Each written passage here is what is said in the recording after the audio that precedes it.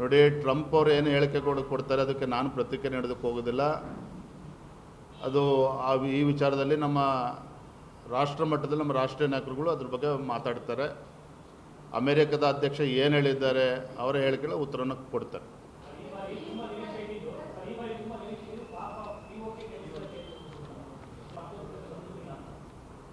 Pakistan occupied ಕಾಶ್ಮೀರನ್ನು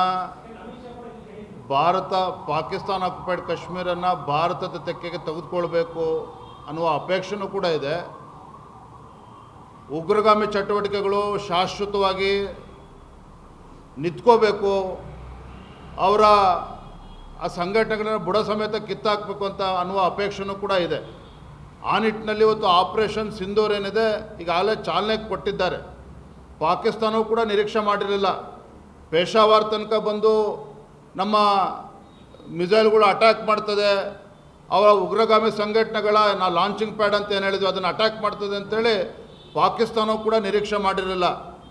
ಆ ರೀತಿ ಅನಿರೀಕ್ಷಿತವಾಗಿ ಲಾಂಚ್ ಮಾಡಿರೋ ಪರಿಣಾಮವಾಗಿಯೇ ಇವತ್ತು ಭಾರತ ಮತ್ತು ಅಮೇರಿಕದ ಮೋಸ್ಟ್ ವಾಂಟೆಡ್ ಟೆರರಿಸ್ಟ್ಗಳು ಕೂಡ ಈ ಒಂದು ಏರ್ ಸ್ಟ್ರೈಕಲ್ಲಿ ಇವತ್ತು ಹತ್ಯೆ ಆಗಿರ್ತಕ್ಕಂಥದ್ದು, ದಾಳಿಗೆ ತುತ್ತಾಗಿರ್ತಕ್ಕಂಥದ್ದು. ಪ್ರಧಾನಮಂತ್ರಿಗಳು ನಿನ್ನೆ ಅವರ ಮಾತುಗಳನ್ನು ಪ್ರಾರಂಭ ಮಾಡಿದ ಸಂದರ್ಭದಲ್ಲಿ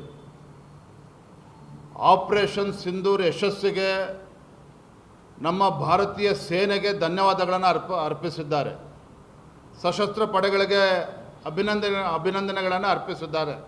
ಅದರ ಅರ್ಥ, ಅದರ ಶ್ರೇಯಸ್ಸು ಭಾರತೀಯ ಸೇನೆಗೆ ಸಲ್ತದೆ ಅನ್ನೋದು. ಮತ್ತು ಇಂಥ ಸಂದರ್ಭದಲ್ಲಿ ಒಂದು ದಿಟ್ಟ ನಿರ್ಧಾರವನ್ನು ತೆಗೆದುಕೊಂಡಿರ್ತಕ್ಕಂಥ ನರೇಂದ್ರ ಮೋದಿಜಿಯವ್ರ ಬಗ್ಗೆಯೂ ಕೂಡ ಇಡೀ ದೇಶಾದ್ಯಂತ ಪ್ರಶಂಸೆಯನ್ನು ನೀಡ್ತಾ ಇದ್ದಾರೆ. Thank you. ಆರ್ಟಿಕಲ್ 370 ಕಿತ್ತಾಕಬೇಕು ಅಂತೇಳಿ ಭಾಳ ವರ್ಷಗಳ ಒಂದು ಅಪೇಕ್ಷೆ ಇತ್ತು.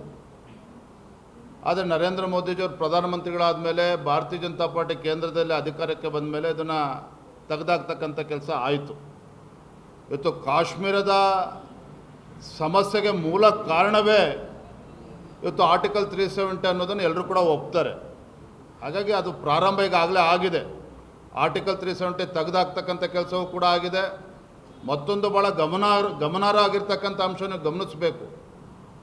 ಕಾಶ್ಮೀರದಲ್ಲಿ ಎಂದಿಗಿಂತಲೂ ಕೂಡ ಕಳೆದ 3-4 ವರ್ಷದಲ್ಲಿ ಟೆರರಿಸ್ಟ್ ಆ್ಯಕ್ಟಿವಿಟಿಗಳು ಕೂಡ ಕಡಿಮೆ ಆಗಿತ್ತು.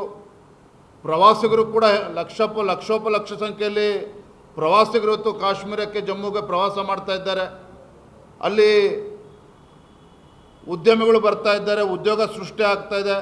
ಬಹುಶಃ ಎಲ್ಲೋ ಒಂದು ಕಡೆ ಇವತ್ತು ಪಾಕಿಸ್ತಾನ ಅಥವಾ ಅಲ್ಲಿ ಇರ್ತಕ್ಕಂಥ ಟೆರರಿಸ್ಟ್ ಆರ್ಗನೈಸೇಷನ್ಸ್ಗಳು ಏನು ಪಾಕಿಸ್ತಾನ ಜಮ್ಮು ಕಾಶ್ಮೀರದಲ್ಲಿ ಯಾವ ರೀತಿ ಪ್ರವಾಸಿಗರು ಇವತ್ತು ಲಕ್ಷ ಸಂಖ್ಯೆಯಲ್ಲಿ ಬರ್ತಾ ಇದ್ರೋ ಅದನ್ನು ಸಹಿಸ್ಕೊಳ್ಳೋಕ್ಕೆ ಸಾಧ್ಯ ಆಗದೇ ಈ ಪ್ರತೀಕಾರ ಇವತ್ತು ದಾಳಿ ಮಾಡಿದ್ದಾರೆ ಅನ್ನೋ ಚರ್ಚೆಗಳು ಕೂಡ ನಡೀತಾ ಇದೆ. ಆದರೆ ಒಂದಂತೂ ಸತ್ಯ, ಇವತ್ತು ದೇಶದ ನಾಯಕತ್ವವನ್ನು ವಹಿಸಿರ್ತಕ್ಕಂಥ ಪ್ರಧಾನಮಂತ್ರಿ ನರೇಂದ್ರ ಮೋದಿಜಿಯವರು ಯಾವುದೇ ಒಂದು ದಿಟ್ಟ ನಿರ್ಧಾರನ ತೆಗೆದುಕೊಳ್ಳೋದಕ್ಕೆ ಯಾವುದೂ ಕೂಡ ಹಿಂದೆ ಮುಂದೆ ನೋಡ್ತಕ್ಕಂಥ ಪ್ರಶ್ನೆನೇ ಇಲ್ಲ.